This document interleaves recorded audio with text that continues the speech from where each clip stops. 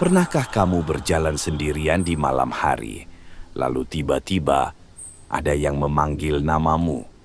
Sekali terdengar samar, dua kali mulai jelas, dan saat ketiga kalinya suaranya terasa sangat dekat. Malam ini kita akan masuk ke sebuah kisah tentang panggilan yang seharusnya tidak dijawab. Aryo bukan tipe orang yang percaya hal-hal aneh. Ia bekerja di sebuah gudang kecil di pinggiran kota dan hampir setiap hari pulang larut malam. Baginya, malam hanyalah waktu yang lebih sunyi, tidak lebih. Namun malam itu terasa berbeda. Langit tidak sepenuhnya gelap, tapi juga tidak terang. Bulan tertutup awan tipis, menciptakan cahaya pucat yang menyelimuti jalan desa. Aryo berjalan seperti biasa, melewati jalan tanah yang diapit pohon bambu dan semak liar. Jalan itu sudah ia hafal di luar kepala. Setiap belokan, setiap batu, bahkan suara sungai kecil di kejauhan. Tapi entah kenapa, malam itu terasa asing. Langkah kakinya terdengar lebih keras dari biasanya. Angin tidak bertiup. Namun daun-daun tetap bergerak pelan. Aryo mencoba mengabaikan perasaan itu, berpikir mungkin hanya karena lelah setelah lembur. Lalu terdengar suara bisikan, "Aryo." Ia berhenti sejenak. Suara itu pelan, seperti terbawa angin. Aryo menoleh ke belakang, tapi jalan yang tadi ia lewati kosong. Tidak ada siapa-siapa. Ia mengerutkan kening, lalu menggeleng pelan. Mungkin cuma salah dengar, gumamnya. Ia melanjutkan langkah. Beberapa detik kemudian, suara itu kembali terdengar. "Aryo." Kali ini lebih jelas. Langkah Aryo melambat. Suara itu familiar. Seperti suara seseorang yang ia kenal, tapi ia tidak bisa memastikan siapa. Ia menoleh lagi, lebih lama dari sebelumnya. Bayangan pepohonan terlihat memanjang di tanah, bergerak pelan meski angin hampir tidak terasa. Hatinya mulai tidak tenang. Ia teringat sesuatu, cerita lama yang pernah ia dengar sejak kecil, tentang larangan menjawab panggilan di malam hari, apalagi jika dipanggil berulang kali. Aryo menelan ludah. Ia memilih diam. Langkahnya dipercepat. Meski tubuhnya mulai terasa berat, ia tidak ingin mengakui bahwa ia mulai takut. Lalu, untuk ketiga kalinya, "Aryo! Aryo! Aryo!" Suara itu tiba-tiba terdengar sangat dekat. Bukan lagi seperti dari kejauhan, tapi seperti tepat di belakang telinganya. Aryo refleks menjawab, "Iya." Kata itu keluar begitu saja. Sejenak, semuanya hening. Tidak ada suara angin. Tidak ada gesekan daun, bahkan suara jangkrik pun seolah berhenti. Aryo membeku. Perlahan, rasa dingin menjalar dari tengkuk ke seluruh tubuhnya. Ia tidak tahu kenapa, tapi setelah menjawab itu, ada perasaan bahwa ia telah melakukan sesuatu yang seharusnya tidak dilakukan. Ia tidak berani menoleh, tapi perasaan itu semakin kuat. Seperti ada yang berdiri di belakangnya. Tanpa berpikir panjang, Aryo langsung berlari. Langkahnya tidak teratur, napasnya memburu. Jalan yang biasa terasa dekat mendadak, terasa panjang. Ia tidak peduli jika tersandung atau terjatuh. Yang ia tahu, ia harus sampai rumah.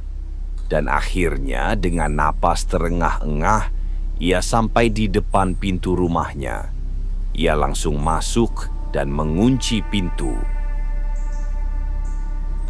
Namun, rasa itu tidak hilang. Di dalam rumah yang seharusnya aman, Aryo masih merasa diawasi. Ia mencoba meyakinkan diri bahwa itu hanya perasaan. Tapi setiap kali ia duduk, ia merasa seperti ada sesuatu di sudut ruangan. Setiap kali ia menoleh, tidak ada apa-apa, tapi rasa itu tetap ada. Malam itu Aryo tidak benar-benar tidur.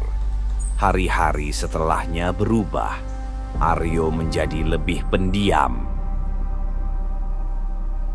Ia sering duduk melamun, menatap kosong ke satu titik tanpa alasan jelas.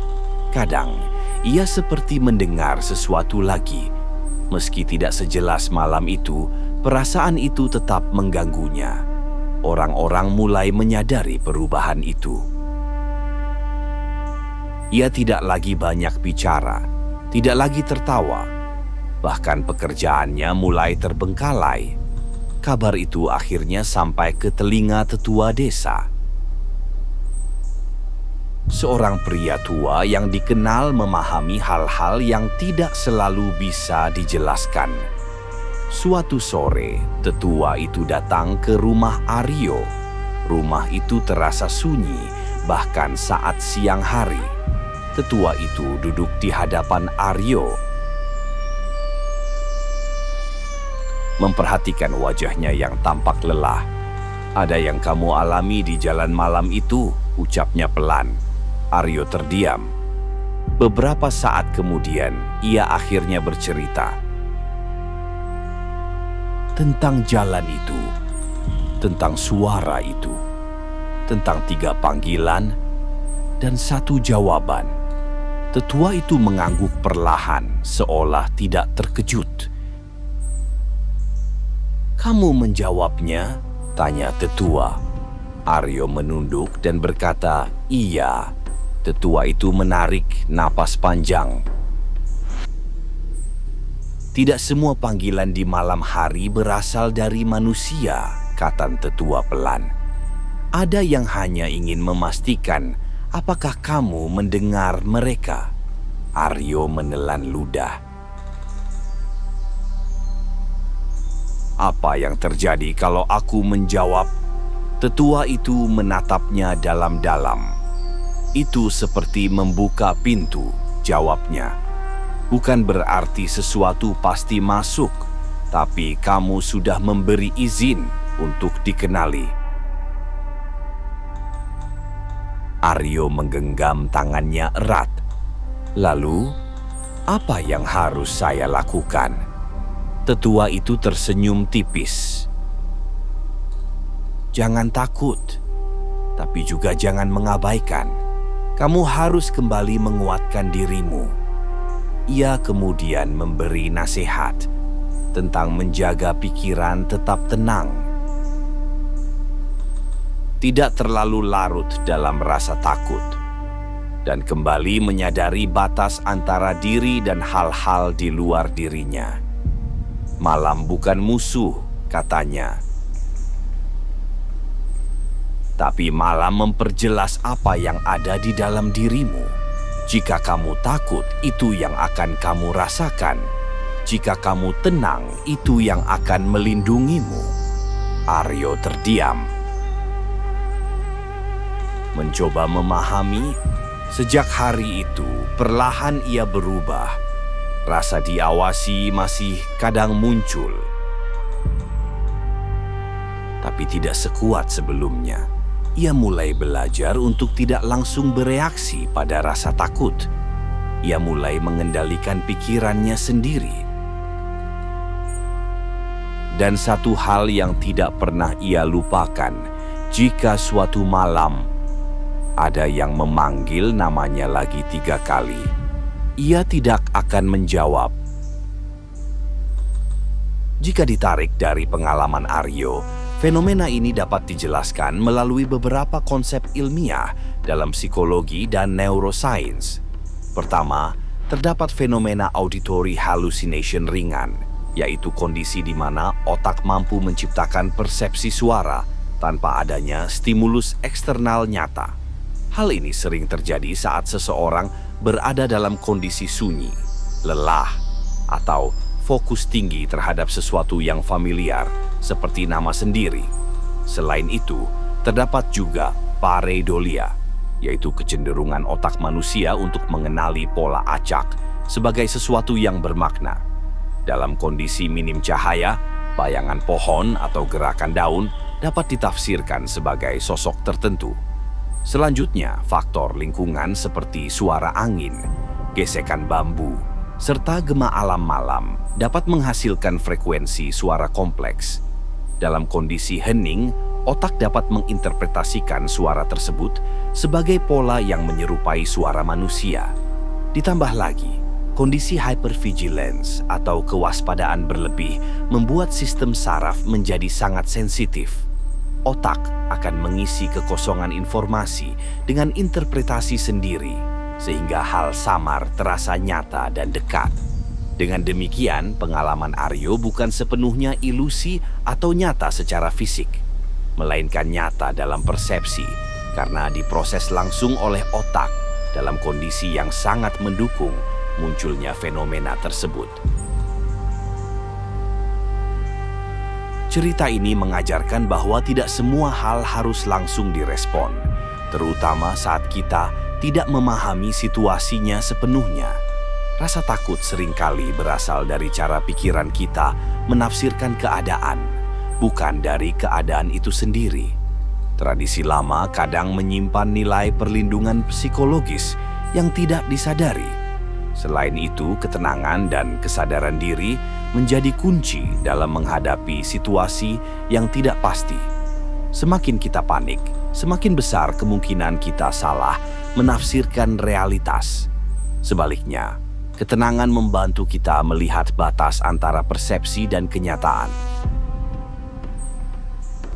Malam di desa itu kembali seperti biasa. Angin berhembus pelan dan suara alam terdengar tenang seperti tidak pernah terjadi apa-apa. Namun bagi Aryo, malam tidak pernah benar-benar sama lagi. Karena kini ia tahu, tidak semua yang memanggilmu benar-benar ingin kamu menjawab. Kalau kamu pernah mengalami hal serupa atau punya cerita yang lebih aneh dari ini, coba tulis di kolom komentar. Dan kalau kamu suka cerita seperti ini, jangan lupa untuk subscribe agar tidak ketinggalan kisah berikutnya. Sampai jumpa di cerita berikutnya. Dan ingat, jika namamu dipanggil di malam hari, pikirkan dulu sebelum menjawab.